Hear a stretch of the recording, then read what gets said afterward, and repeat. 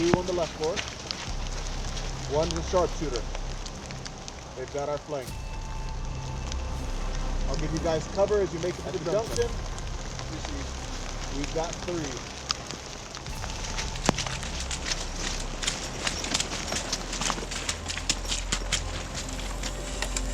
Contact! Right flag!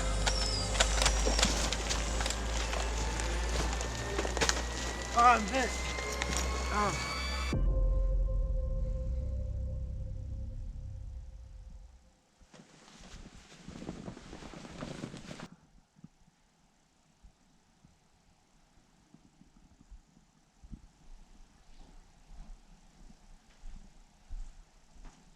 Hey, Paul. You okay over there? Mm-hmm. Having trouble sleeping? A little. What, are you too hot, too cold? What's going on? I had a nightmare again. About that mission where we first tried to hit that supply convoy back in October, right? Yeah. It was a difficult time for the whole team. You want to go downstairs and talk about some? I got some mint tea. Sure. Let's go.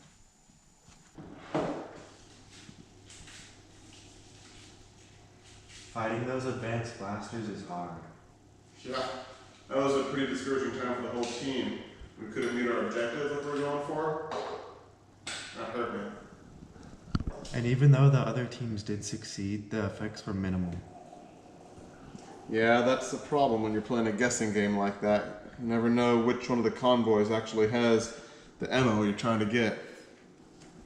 Now, with the data we got from our hacking mission on the Confederate programs, we do have a much better chance of knowing which convoys we should or should not get.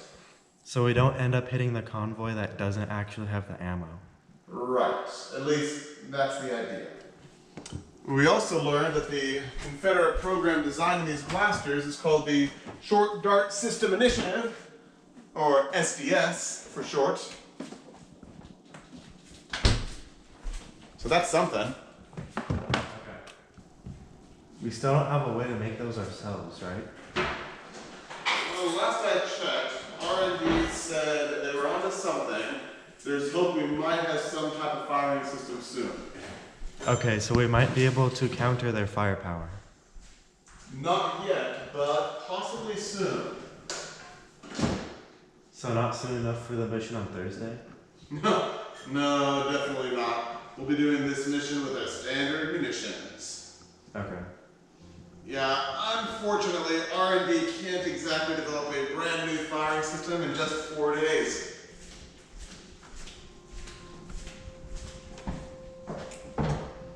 You're mint tea, my friend?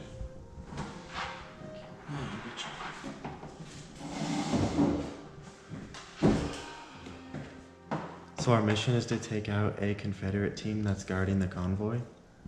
Yeah, so that team's a lookout team, right? And so we're going to be taking out the lookout team because they've got eyes on the convoy trail. They can actually see anyone who's coming, right? And so they're going to give the signal to the convoy, and they've got that long-range sniper support. We don't want to deal with that, so we're going to take them out. Okay.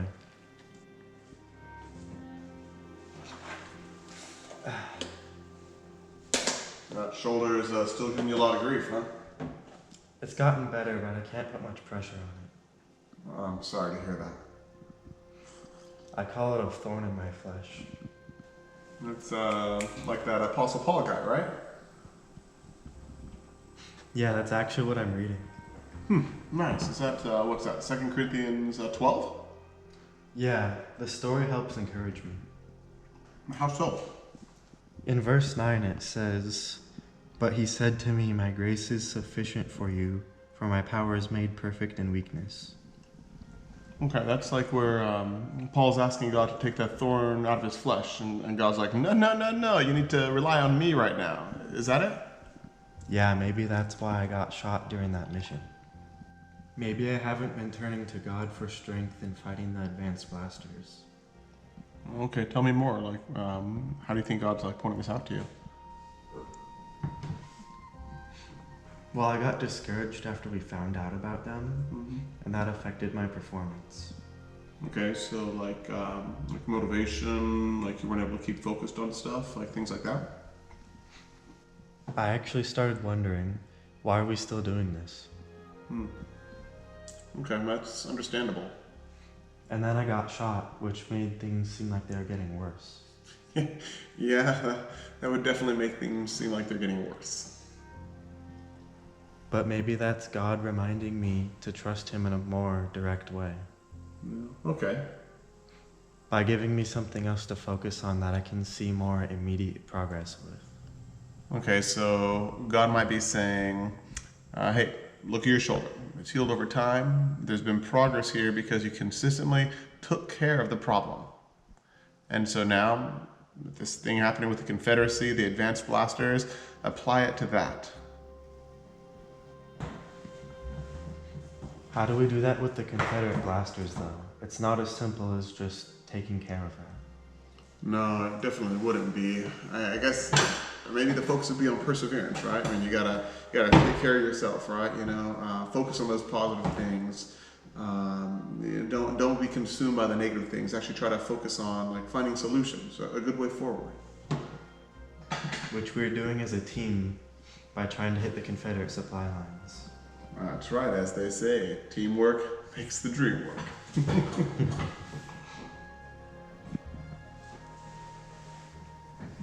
How has Joel been?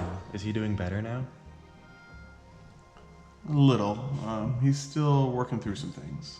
You know, I don't think it took it very well when Fireteam 311 lost both Harris and Martin, but I don't think that's all that's been bothering him. The supply chain mission in October? Yeah, the failure of that mission definitely added to his discouragement. Do you think this would encourage him if I showed him? Potentially. He generally doesn't like people trying to do that too much with him unless you build that type of trust with him. Right, I thought maybe if I told you and then you told him, that would work better? I don't think he's built that kind of trust with any of us yet. And given that he just transferred to the fire team about a year ago, he's adjusted to being on missions with us, but not really to building deep trust. Okay. Joel's only done like 4 missions with us, right? I think so. He's part of the team, but as far as personal interactions go, he stayed pretty much on the surface level right now. The fact that Joel and I are in the same brace doesn't necessarily mean that he trusts me. At least not like that. Okay, I was just wondering. Mm-hmm. It's definitely nice of you to think about that. I just don't think he'd take it well yet. Okay. Hey, I should get back to bed now. Oh, all right, man. Well, hey, good night. Have a good thing, right? I'll try. All right, see you in the morning.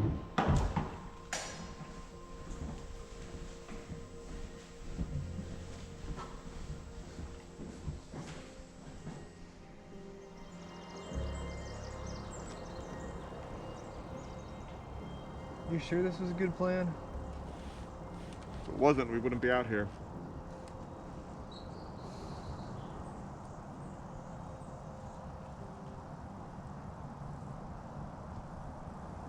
That radio jammer is going to keep bothering Cal from contacting us if something goes wrong. I don't like that. You know as well as I do, if the convoy hears that we're coming, we can't stop it. Radio jammer's the only way. Yeah, but if that sniper manages to get a shot off and hits one of them, that's not Snap good. out of it, Joel. Now's not the time for worst case scenarios. Focus. Yes, sir. 325B to 325A, you copy.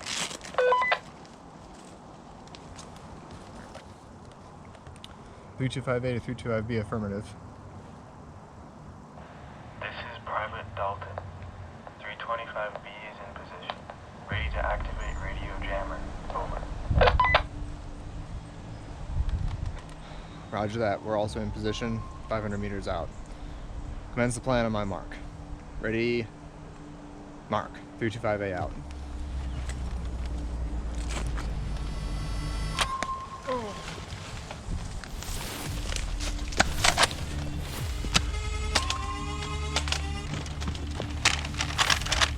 Yes, sir. They've engaged. Switching targets.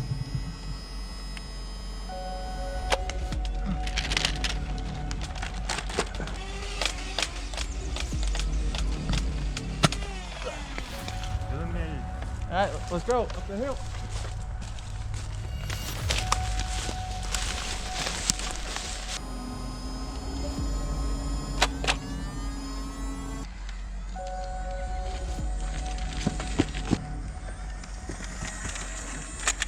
Go, go, go, go!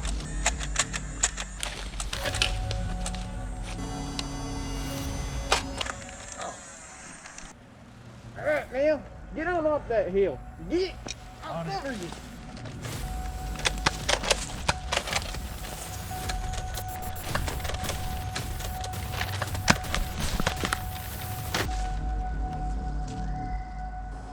No! Bob just got hit by a sniper, it looks like.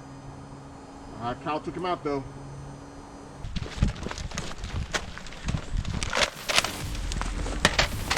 That's good. It's one less loose end.